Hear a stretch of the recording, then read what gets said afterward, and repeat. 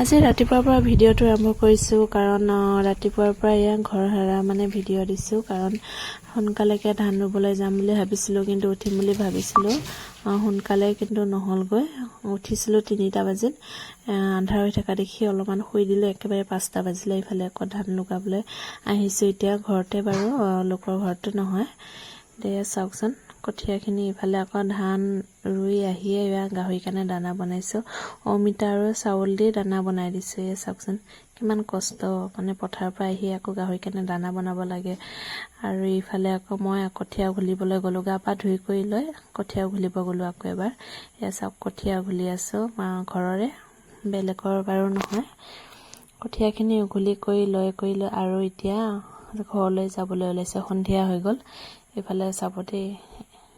এই দেখি দেউতা আৰু এদিকে মা ইহঁতে কঠিয়া ঘুলি আছে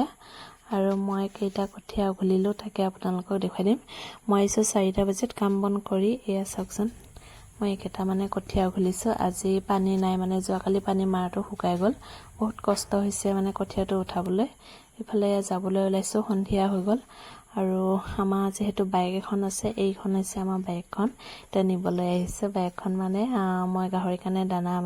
কিনিছিলোঁ তাকে নিব আহিছে একেবাৰে কঠিয়াও ঘুলি যাওঁ আৰু ঘৰলৈ দানাও লৈ যাওঁ বুলি ভাবিলোঁ এতিয়া মই গাহৰি কাৰণে দানাটো লৈ যাওঁ কিনিছিলোঁ বাৰু এইফালে ভণ্টিজনী কাম কৰি আছে তাকে অলপমান ৰখি দিছোঁ আৰু ইফালে ফাইনেলি লৈ আহিলোঁ দানাটো চাওকচোন আৰু আমাৰ বাইকখন চাব দেই এইয়া চাওক বাইকৰ চিট নাই একো নাই এইটো দানা গাড়ী দেই এইখন